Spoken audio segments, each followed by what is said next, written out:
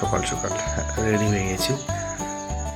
টাইমটা জাস্ট তোমরা দেখো, এখন বাজে 5:05 হয়েছে, ঠিক আছে। তো রেডি হয়ে গেছি বেরোনোর জন্য। আর আমি তোমাদের একটা জিনিস দেখাচ্ছি, ঠিক আছে। এই যে তোমরা এটা দেখো, আজকে আমি ভাবছি এটা পরেই যাব। এই যে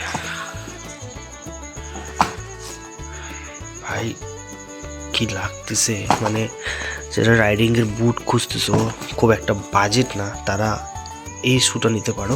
এটার অল্প টাকা দাম, মানে অল্প টাকা দাম আর কি, সরি। এটার দাম হচ্ছে তোমার ওই 1500-র মধ্যেই চলে আসে। তো দেখতে পাচ্ছ খুব একটা প্রিমিয়াম ক্যাটাগরির মধ্যে এই শ্যুজটা পরে। চলো, চুপ পরে নিয়েছি। আর শ্যুটা পরতে এত সুন্দর আর এত কমফোর্টেবল লাগতেছে এই শ্যুটা পরে। আমি যতগুলো রাইডিং শ্যু নিয়েছি, দুবার নিয়েছিলাম, বাট এরকম কমফোর্টেবল পাইনি আর কি। এটা প্রচুর কমফোর্টেবল।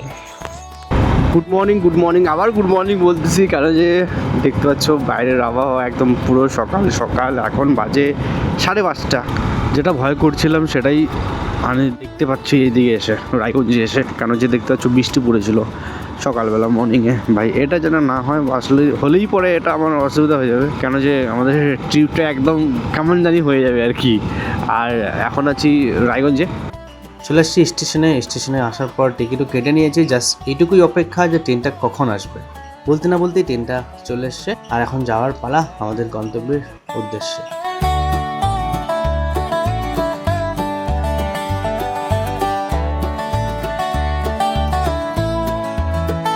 ট্রেনটা যে এত লেট করবে আমরা কখনোই ভাবতে পারিনি, না হলে আমরা বাইকেই প্ল্যানটা করতাম। বাট সবাই রিকোয়েস্ট করতে তাড়াতাড়ি ছাড়ার জন্য ট্রেনটাকে। বাট কি করবে, লাইন ক্লিয়ার না থাকলে কি করে যাবে। অনেক কষ্ট করে পৌঁছানোর পর তারপর আমরা গেছিলাম সিটি সেন্টার মলে কিছু খাওয়ার জন্য। সকালবেলা আসছি, কিছু তো খেতে হবে। তো আমাদের ডেস্টিনেশন আমরা পৌঁছে গেছি 7 কিংডম ওয়াটার পার্কে, যেটা হচ্ছে শিলিগুড়িতে। তো এখানেই আজকে ইভেন্টটা রয়েছে। তো ঢোকার সাথে সাথে আমাদেরকে করতে হবে এন্ট্রি। আমরা এন্ট্রি করে নিয়েছি, সাথে দিয়ে দিয়েছি একটা স্টিকার আর একটা রিং। এন্ট্রি করার পর সাথে সাথে আমাদেরকে দুটো ব্যান দিয়ে দিয়েছে, কেন যে আমরা দুটো বাইকই চালাবো, তার জন্য দুটো আমরা নিয়ে নিয়েছি। ওদের কালেকশন সাজানো আছে, দেখতে পাচ্ছ, মানে একটার পর একটা সুন্দর করে সাজিয়ে রেখেছে। আর মানে 1200 অনেক মডেল আছে, মানে বলতে বলতে এখানে হালত খারাপ হয়ে যাবে, প্রচুর গরম। এখানে আছে ওদের ওল্ড একটা মডেল, যেটা কিনা ক্লাসিক টাইপ দেখতে, একদম সেম টু সেম কালারটা দেখতে পাচ্ছ। পুরোনো মডেলটার সব ডিটেলস এখানে দেওয়া আছে, দেখতে পাচ্ছ। 1948 সালে, 1955 সালে, 1939 সালে এই সব মডেল বার করেছিল। 350 সিসি, তারপরে 500 সিসি। এই যে দেখতে পাচ্ছ টাইগার 900-তে বসে আছে, সেই ব্যক্তিটা হচ্ছে আমি। ভাবছিলাম যেহেতু ট্রায়াল দেওয়ার মতো সুবিধা রয়েছে বা ট্রায়াল দেওয়া যাবে, তাই আমি একটা ট্রায়াল দিয়ে দেখে নিলাম। তার মধ্যে পড়ছিল বৃষ্টি, আর যেটাতে ট্র্যাকটা বানিয়েছে অপারেটিংয়ের জন্য, তো সেখানে একদম মানে কি বলবো, এত কাদা কাদা হয়ে গেছে বৃষ্টি পড়ার কারণে। তার কারণে শেষের দিকে লাস্টে আমি পড়েই যাই। তো সেভাবে পড়িনি, নর্মালভাবেই পড়েছিলাম, কেন যে মানে একদিকে যখনই গাড়িটা হেলে যাচ্ছে না, তখন আর কন্ট্রোল করা যাচ্ছে না, কেন জানো যে এটা প্রচুর ওয়েট বাইকটার, তার কারণে আমি পড়েই গেছিলাম। আর পড়ে যাওয়ার একটা মজা আছে, যে এত দামি বাইকটা নিয়ে একবার পড়ে গেছি, এটারও একটা শখ, একটা আলাদা রকমের এক অনুভূতি। তো মিনিমাম 10-12 লাখ বা 15 লাখ যাই দাম না হোক না কেন, তো সেই বাইকটা নিয়ে পড়ে গেছিলাম। তো অনুভূতি একটা আলাদা রকম আর কি, যে এত টাকা দামের বাইক নিয়ে আমি পড়ে গেছি। আর পড়ে যাওয়ার কারণ হচ্ছে যে টায়ারগুলো লাগানো ছিল সেগুলো হচ্ছে অফরোডিংয়ের টায়ার ছিলই না। তোমরা বিটটা হয়তো দেখতে পাচ্ছ সামনে, অফরোডিংয়ের ট্র্যাকের জন্য এই বিট একদমই কমফোর্টেবল না, তার কারণে বেশি স্কিড করছিল। আর কাদা কাদা হয়ে গেছে পুরো একদম, মানে যে ট্র্যাকটা রয়েছে। তো অফরোডিংয়ের জন্যই এই বাইকটা কিন্তু ভালো পারফরমেন্স করে। বাইকের হাইট আর আমার হাইট ম্যাচ হচ্ছেই না, তোমরা দেখতেই পাচ্ছ। তাও আমি শখ করে ভাবছিলাম যে একটা টেস্ট ড্রাইভ যখন পাচ্ছি তো দিয়েই দেখি। এই বাইকের জন্য মিনিমাম 6 ফুটের বান্দা হলে ভালো হয়, কেন যে কমফোর্টেবল করে চালাতে পারবে, কেন যে প্রচুর হাইট।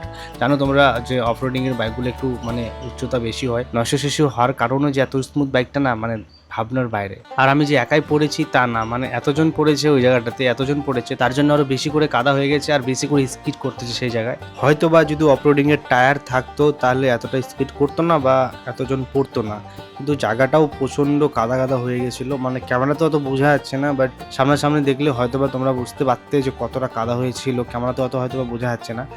তো তো ওই দিন এত বৃষ্টি হয়েছে, তারপরে বাকি আরও আমরা ভাবছিলাম যে আরও বাইক আছে যেগুলো স্পোর্টসের মধ্যে পড়ে, সেগুলো একটু মানে টেস্ট ড্রাইভ দিব, তো তারপরে আর হলোই না, কেন যে এত বৃষ্টি, তারপরে আমাদেরকে রিটার্ন হয়ে আসতে হয়েছে, কেন যে আমাদের 5টার দিক ট্রেন।